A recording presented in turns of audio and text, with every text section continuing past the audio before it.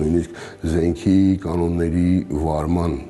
հետ կապված հանցագործության դեպքերի նվազում են։ Ռազմական ոստիկանության պետի օպերատիվ աշխատանքների գծով տեղակալ գնդապետ Արթուր Մարտիրոսյանը ցույց է տալիս զինված ուժերում նախորդ տարի արձանագրված դեպքերի վիճակագրությունն ու նկատում թյուր են այն պնդումները, թե բանակում հանցագործությունների թիվը տարեց տարի ավելանում է։ Հիմա ամեն բան փաստերով։ Ռազմական ոստիկանության հերթապահ ստացված 2986 հաղորդագրությունից հանցակազմ է պարունակել 1359։ Համեմատության համար նշենք, որ 2023 թվականին ստացվել էր 3493 հաղորդագրություն, 1392-ը հանցակազմի հատկանիշներով։ Դեպքերից միայն 23-ն են եղել առանձնապես ծանր հանցատեսակներ, նվազումը շուրջ 63%, աճ է արձանագրվել միայն ոչ մեծ ծանրության հանցագործությունների դեպքում, այն էլ հիմնավոր պատճառաբանությամբ։ Նույնիսկ ամենաաննշան դեպքերը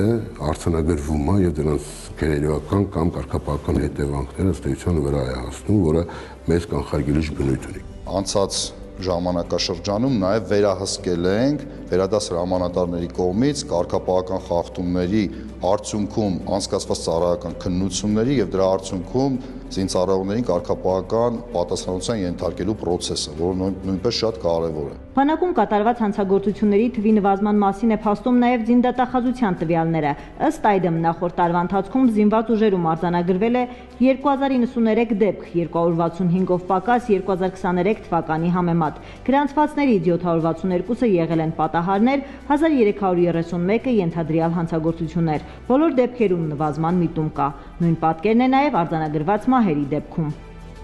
Ռազմական ոստիկանությունը արդյունավետ պայքար է մղում նաև այս ուղղությամբ։ Օրվա տարբեր ժամերի անակնկալ ստուգայցեր է իրականացնում զորամասեր, արգելված իրեր, կարգազանց զինծառայողներ հայտնաբերելու, զորամասում առկա խնդիրները վերհանելու նպատակով։ Զենքի պահելու տեղերը, վայրերը, մարտական հերթապահությունից հետո զենքը ժամանակին չհանձնելը, իրենց մոտ պահելը,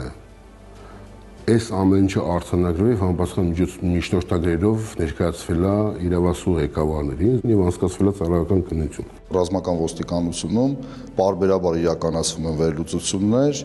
եւ պարբերաբար փոփոխվում են ծառայությունների կազմակերպման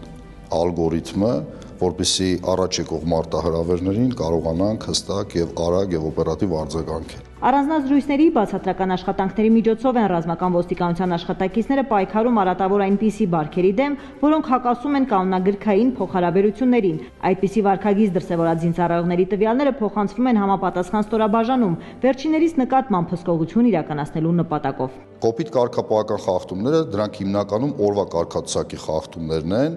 որից հասունանում է միջազգային հարաբերությունների հետ կապված կարգապահական խախտումները եւ վերլուծությունները ցույց են տալիս, որ դառնում են զինվորական հանցագործություններ։ Այսինքն մեր գերնպատակն է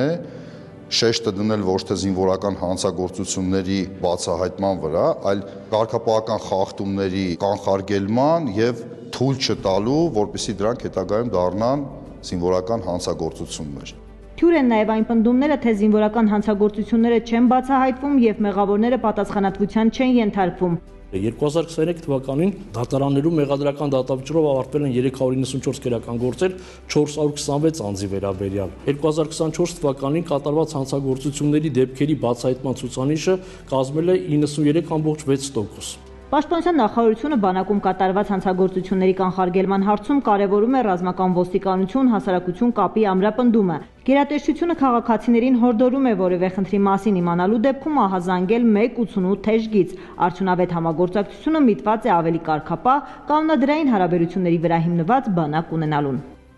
Տաթևիկ Աբրահամյան, Ռազմիկ Տիգրանյան, Հայկ Չիլինգարյան, Զինուշ։